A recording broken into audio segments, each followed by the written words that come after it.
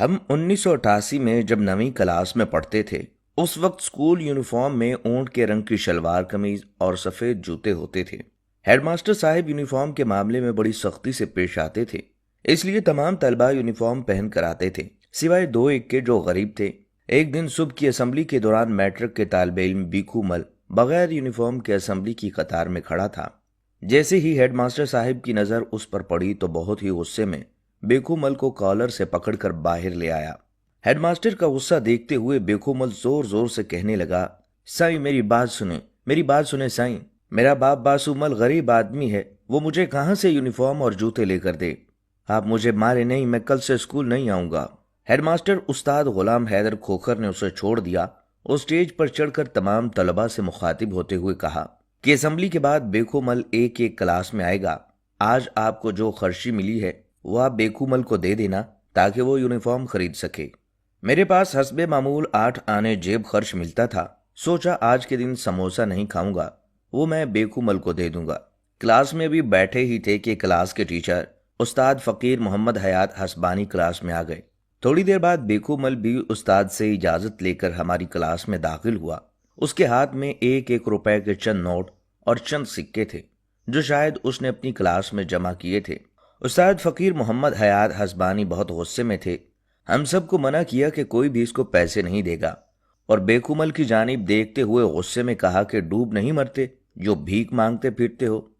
کیا غربت کی آڑ میں ساری زندگی بھیک مانگتے پھرو گے؟ واپس اپنی کلاس میں جاؤ اور جن جن سے پیسے لیے ہیں ان کو واپس کر کے آؤ، میں تمہیں یونیفارم لے کر دوں گا۔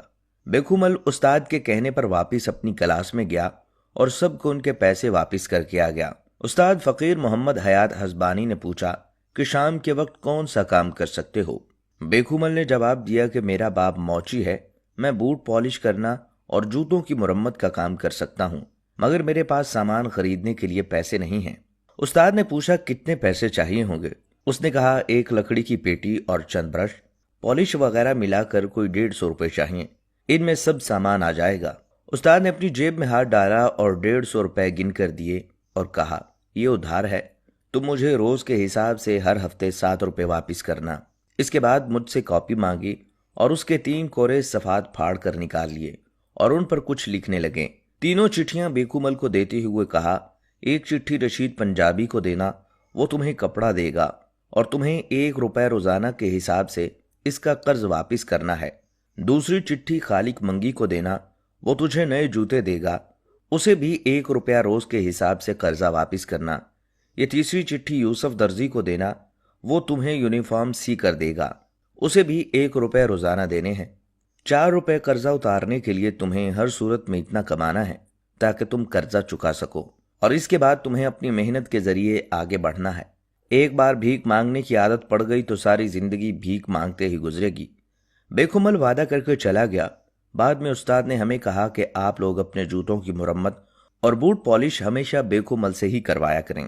وقت تیزی سے گزرا، 12 سال پلک جھپکتے گزر گئے۔ 1999 میں ہائی اسکول کراؤنڈی میں 10ویں کلاس کے طلباء کی الوداعی پارٹی ہو رہی تھی۔ استادوں کے ساتھ شہر کے معززین کو بھی دعوت ملی۔ تقریر کرتے ہوئے شہر کے ایک بڑی فلور مل کے معزز جنرل مینیجر بیکو مل کو بھی دعوت دی گئی۔ کاٹن کے سفید سوٹ میں ملبوس، ماتھے پر ریبن کا چشمہ رکھے، اپنی تقریر میں اسی اسکول میں پیش آئے 1988 کا قصہ سناتے ہوئے زار و قطار روتے ہوئے اسٹیج پر بیٹھے اپنے استاد فقیر محمد حیات حسبانی کے پیروں کو چھوتے ہوئے بتایا کہ کس طرح ایک کامل استاد نے مجھے بھیک مانگنے سے بچایا اور محنت کا سبق دیا۔ آج کل مدد کے نام پر جو بھیک بانٹی جا رہی ہے، اس سے ہم مستقل بھکاری پیدا کیے جا رہے ہیں۔ اس کی تصحیح کے لیے بھی کسی استاد فقیر محمد حیات حسبانی جیسا مرد کلندر درکار ہے۔